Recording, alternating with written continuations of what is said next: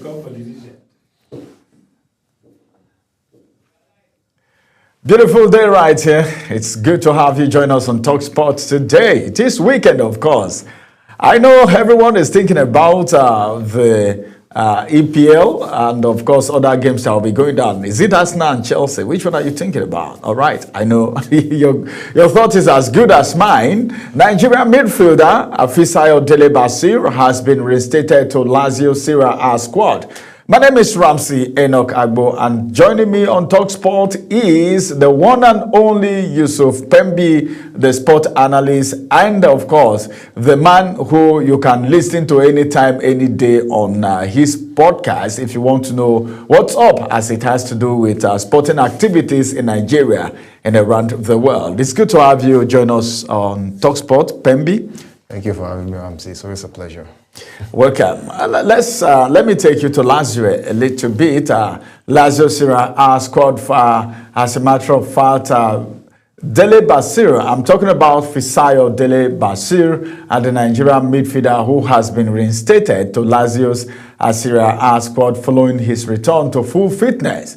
Of course, Basir from the Serie A squad after he suffered an injury during the Derby della Capitale against Roma in September. And of course, that was how it went. And since then, he's not been playing, but he's been reinstated. And of course, it's a good one. And there are reports that the former Sheffield Wednesday star could be sold in January. But Dele Basir has made just 4 league appearances for La Liga Blancosti this season, and he's expected to feature for Lazio against AC Milan at the San Siro, and that's going to be tomorrow, Saturday. Well, the return of Dele Basir, you think it's a welcome development? Of course, it's a welcome development. I'm a big fan of his style of play. I really feel, we missed his creativity in the last round of international games. I think it's a plus for the club. Nobody wants to lose one of your best players, and he's coming back any day. It's a great boost for them. I think we'll see a better Lazio with Fisayo Dele Basir back in the squad. All right. Welcome back. Dele, it's good to have you back on the squad. And of course, let's quickly look at Ademola Lookman. As a matter of fact, he has urged Atlanta to replicate their UEFA Champions League form in Serie A following their impressive 3-0 victory over Eintracht Frankfurt on Wednesday. I already gave a very vivid analysis of that. But then, according to him, Lookman said they need to take the form into the league and, of course, climb up the table in that respect. But I don't know. Tonight's performance, that was their last game, was very positive. Good signs, and the team is, of course, feeling more confident now with the victory that they had. And, of course, the Super Eagles forward opened the scoring in the 60th minute before teammate Edison and, of course, Charles de Catalacri actually added a quick fire goal in the 62nd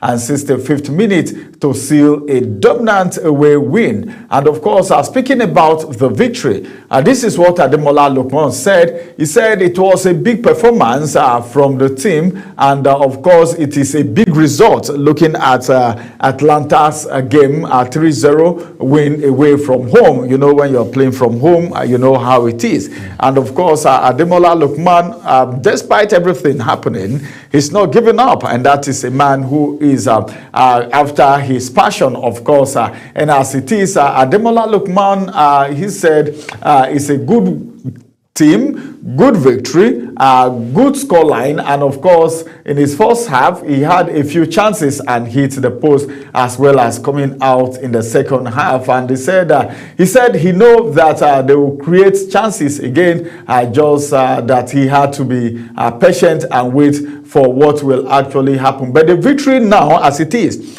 marking Atlanta's first Champions League win under new manager Rafael Ronaldinho, who replaced Ivan Juric Of course, Ladia move up to 10th in the 36 team table. 10 out of 36, it's not a small thing. And they level on points with Borussia Dortmund in 6th position. And of course, and they remain on course for an 8th place finish. Well, what do you think of that game? It was a very big game.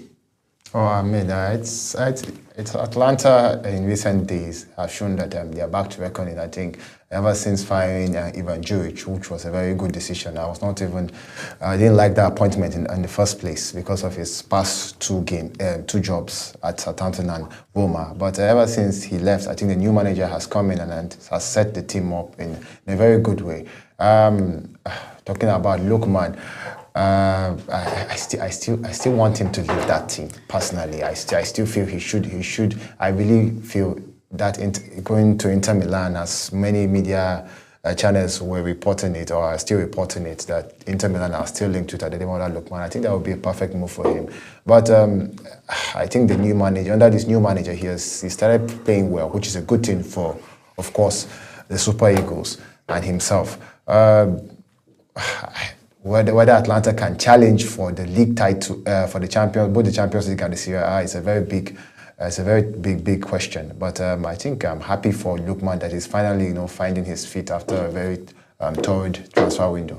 Oh, all right, another person. Most times I don't talk about Ademola Lookman without adding something, from Osimhen. These two guys are two great guys playing for their various countries and, of course, playing for the Super Eagles too. But then I think a good news coming right here. The medical team, Galatasaray's medical team, now talking about Victor Osimhen, will test Osimhen's health. That's going to be today as they race to get the star striker fit for Monday's crucial derby against Fenerbahce. Fenerbahce and Galatasaray, that game is a watch. But then, I will give it to, but then I want Victor to be in that game.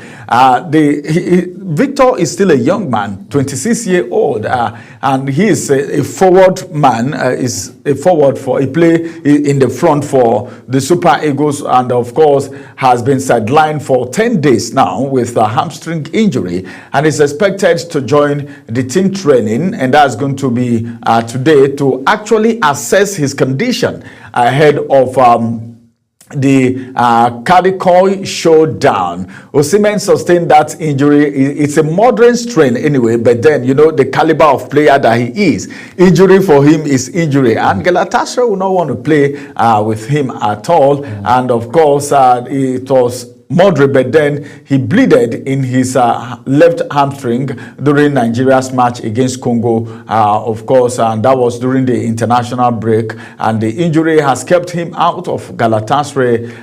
Last two matches that they play in Galatasaray, he was not there because of that condition, including Tuesday's 1-0 Champions League defeat to Union St. Gilles that ended their 33-match home unbeaten streak. But then the medical team has been applying intensive treatment to the striker with most rehabilitation work carried out in the gym. But then Osimhen has reportedly expressed his willingness to actually make sacrifices to feature in the high-stake derby. It is a derby, so he himself, he wants to play the game. But then, what do you think?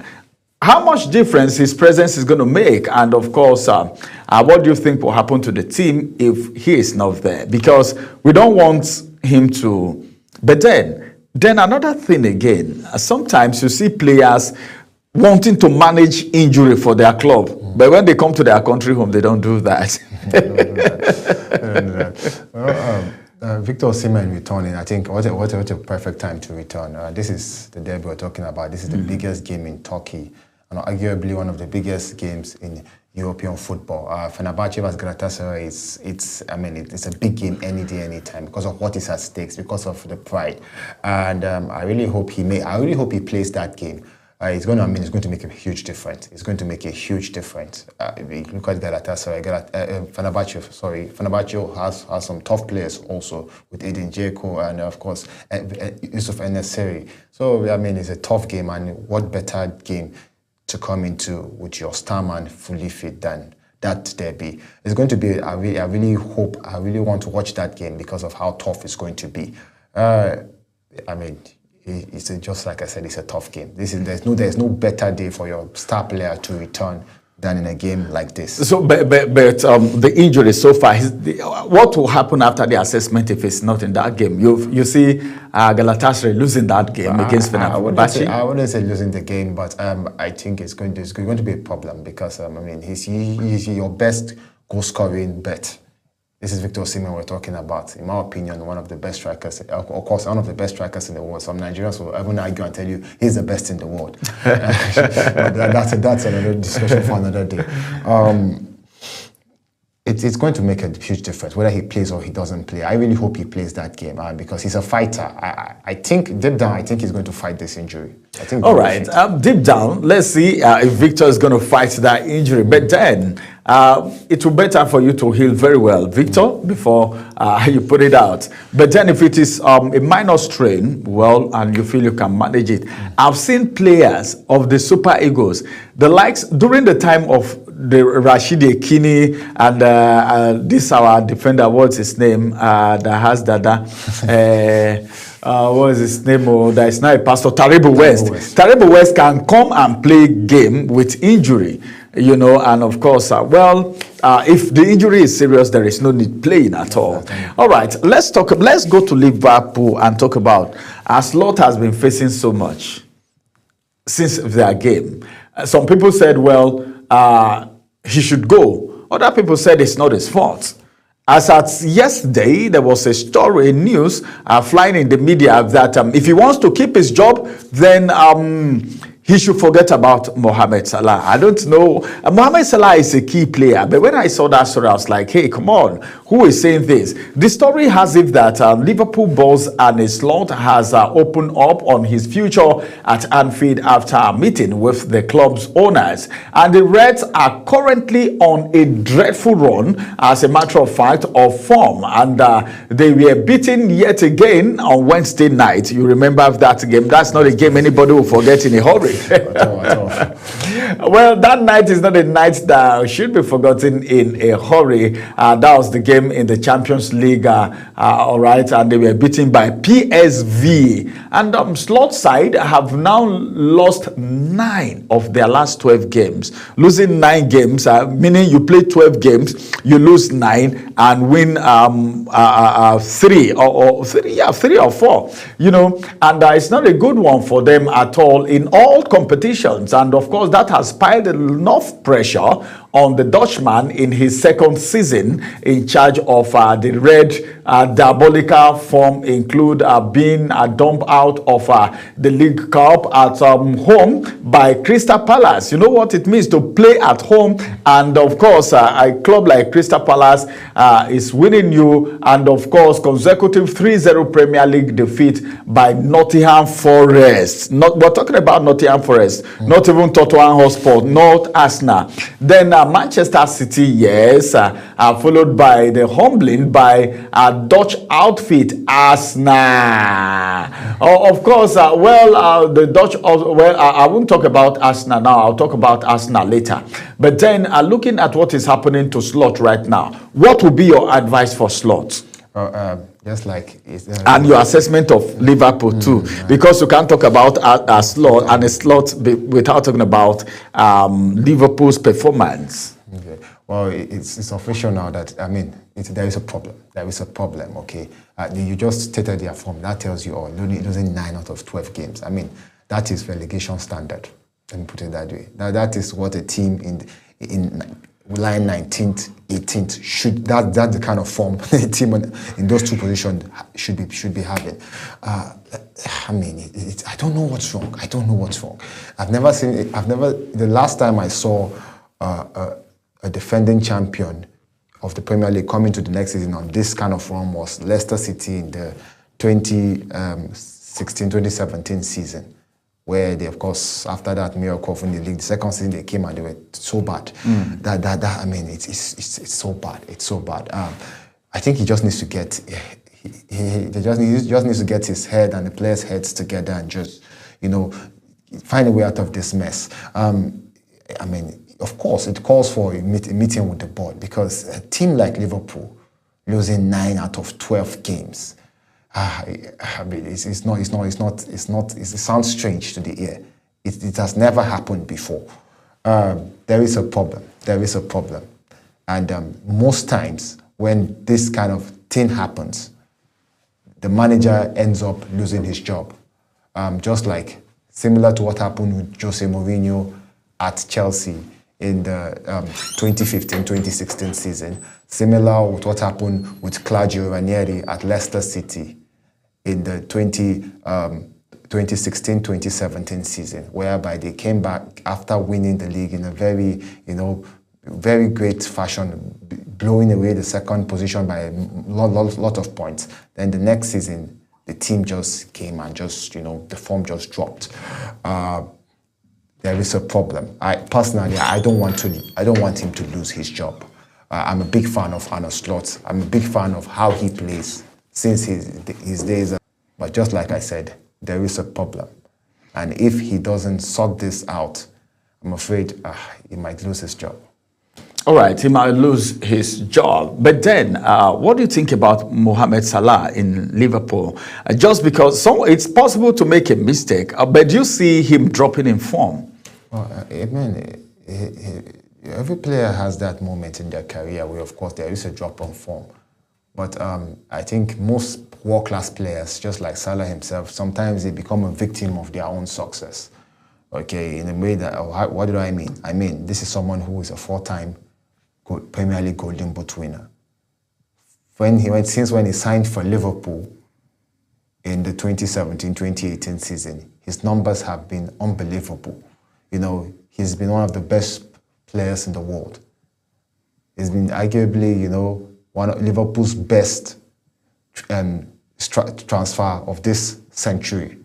So, of course, there is that season where someone definitely has a drop of form. He's a human being, I mean, and this is someone who's more than 30 years old. I mean, Salah should be 33, 34. So he's not, I mean, he's someone who has been in this game for a long time. And of course, if there's that drop of form, it happens. These things happen. But as any day, anytime, even if he's 40 years old, I'll take Salah in my team. You can't just, you know, underrate or forget the influence that Mohamed Salah brings to this Liverpool team, whether he's scoring or he's not scoring. I mean, his presence alone, this is Mohamed Salah we're talking about. What do I mean? Really, his presence alone brings that fear in defenders. Yes, he's going through a rough patch. I get that. But I mean, I just feel this is temporary. I mean, when the time Mohamed Salah picks up, we won't be talking about this anymore. But then, do you think he has overstayed his welcome in Liverpool? Should he move to another club? I mean, go where? Go where? They are issue. I mean, it's a legend. They has overstayed, right? Well, wouldn't I mean overstay? Where would he go? He was there with Sado. Yes, where would he go? I mean, if at this point, maybe I'd say, well, after this, he just go to Saudi Arabia and just be a millionaire. Just go make money. Make money and come back. But there is no, if it's to go to any European team, I mean, for what? This is Liverpool. You're at Liverpool. You're a star man at Liverpool. So, I mean, if it's not going to Saudi, maybe to just enjoy and make money, I mean, he should still remain here. Where is he going? All right. Where is he going? All right. Let's get to Arsenal right now. As a matter of fact, a lot of people are saying so many things. Leonardo Trossard, in his own, is a doubt for Arsenal's crunch London derby at Chelsea on Wednesday. You know, Arsenal and Chelsea. In fact, I wish I have an Arsenal and Chelsea fan in the studio right now. So that you're a Chelsea fan, but I don't have an Arsenal fan, so I don't want you to say anything here about Chelsea now before Arsenal fans will come and take on me. But the truth is, we can't finish talking about this game before we go into watching the highlight without talking about the London derby that's coming up on Sunday. But before then, some key players are going to be, of course, absent in that game. And one thing is the form of Arsenal at this point in time. Arsenal is blowing hot from both the Champions League, the Premier League. They are topping. And of course, anyone will say, well, Chelsea, put Chelsea and Arsenal now. I know what's running in the mind of a lot of Arsenal and Chelsea fans right now. But Sunday is the deal day. But the news now is that Leandro Trossard is a doubt for Arsenal's Crunch London derby at Chelsea on Sunday after limping out of the Gunners' Champions League win over Bayern Munich. And of course, Trossard walked off shortly before halftime with some discomfort in his left leg after receiving treatment from members of the Arsenal's medical staff. The news is a blow for Arteta. Sorry, my brother. But then he has steered Arsenal to the top of both the Premier League and Champions League. So Arsenal is not doing badly. Their league standing this season, despite a spate of injury. Noni Madueke returned to action as Trossard replacement against Bayern. And if you remember, he wasn't there. But then Madueke came in, and Madueke, his performance. And of course, he scored Arsenal's second goal. That's the replacement now. And of course, Gabriel Martinelli also returned from injury in the second half, scoring the third in the 3-1 win. The captain, Martin Odegaard, was another who came back from sideline late in the game, but Victor Gyökeres, of course, Kai Havertz, Gabriel Jesus remained out. So I don't know, but then as does centre-back Gabriel Magalhaes. Looking at that game, I don't know if that game is going to be in favour of Chelsea or Arsenal. But looking at the form of Arsenal right now, you are a Chelsea fan. All right, Arsenal guys, I'm here. So just be rest assured that whatever this guy said, I'll know what to tell him. I'll know the next question to ask him. So as it is right now, looking at Arsenal's form and the players that will not be in that game, even though there will be a replacement, and you see what the replacement, let's say Madueke for instance, you see what he did in the last game. What are you thinking? What's on your mind right now? As a Chelsea fan, tell us the real thing in your mind. As a Chelsea fan, okay, I know Arsenal, definitely. First of all, let's give honor to honor is due. Kudos to Mikel Arteta. What a job he has done. What a job he has done at Arsenal. He may not have won anything for the past 5 years, but I mean, he's made this team back in European reckoning. Okay, over the past couple of years, we've seen Arsenal blow away Real Madrid, blow away Bayern Munich. I mean, that's something that sounded a bit strange some years before him. So kudos to him, what job he has done. As a Chelsea fan, sentiment aside, I'm expecting a tough game, okay? It's going to be a tough one, no doubt. Despite the players Arsenal are missing, key players, of course, Gabriel Magalhaes, Kai Havertz, key players. But I'm expecting a tough game. What I expected, because firstly, Chelsea are at Stamford Bridge, and that alone is an advantage, okay? Although people argue that home advantage it doesn't count anymore, but it does. With what is at stake, I know Chelsea, of course, Enzo Maresca will tell the Chelsea boys, hey, look, we can't lose this game. We can't lose these games for 2 reasons. Firstly, because Arsenal are our London neighbours. They can't come and beat us at our own backyard.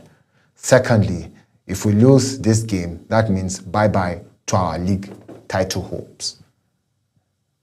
And Mikel Arteta, on the other hand, I'm expecting him to tell his boys that, look, if we win this game, that means we are gone, because the point difference might be too much for the second position to catch up. I'm expecting a tough game. Just like I told you, as a Chelsea fan, and with the form that the team is, I'm hoping we can win. I'm hoping we will win. But, I mean, just like I said again, Mikel Arteta and this Arsenal team, these guys are not. They don't come play this season at all. They're not here to play. Well, I think Arsenal, as far as I'm concerned, Arsenal want to prove that that near success syndrome name that people used to call them the season before last. You know what happened? The other season, them and Liverpool. You know what? You can remember what happened. Yes. So this season, they are even. In fact, they are striking from all cylinders. Champions League, Premier League. But let's see what will happen. It's a London derby, and London derby. If you predict London derby, a lot of people are going to be very, very careful with predicting that game. I've been watching, but I've not seen any serious prediction from even pundits yet. So I won't ask you to give me a scoreline. Let me not put you on the line before you go for your podcast, and people will start saying, hey, you remember this, you didn't enter. All right, well, we're keeping our fingers crossed to see how that London derby is going to go come this very beautiful Sunday. But then let's also let you know that Cahill has predicted winner between Chelsea and Arsenal's game. In your mind, what are you thinking? Who do you think Cahill has already predicted? You remember, he's a Chelsea fan, not just a Chelsea fan, but a captain. Former Chelsea fan, Chelsea player, I beg your pardon. He was a captain. I'm talking about Gary Cahill. And of course, he has predicted the outcome of the Premier League game between the Blues and, of course, Arsenal at the weekend. And of course, the West London side will welcome their North London rivals at Stamford Bridge, and for a showdown between the first and second place teams in the English top flight at the moment. Arsenal at the top, Chelsea following. And these are the guys. In fact, you said something, and that's true. If Chelsea win this game, it means the gap is going to be, they are still going to maintain their position, but the gap for anyone to catch up will be very slim. But then they are going to give other clubs assignment, a catch-up assignment to do. Then, as a matter of fact, Arsenal right now are going into the game with just one defeat in the league this season, if you could remember, but that does not really matter to Cahill right now, who is backing his old club Chelsea to pick up 3 points. That is Gary Cahill now saying, well, who go say mama soup no sweet? But Cahill, he believes that Chelsea's 3-0 win over Barcelona in the Champions League is a boost, and of course will give them that sky high, that kind of spirit and that kind of confidence. After all, we won, is it not Barcelona? We won Barcelona. This is Arsenal. Then no matter what, and one thing is that these are people that know themselves very well, who have been studying themselves. If you want to talk about rivalry, it's just like you're talking about Real Madrid and Barcelona rivalry. You also talk about Chelsea and Arsenal rivalry. It has started. It has stayed.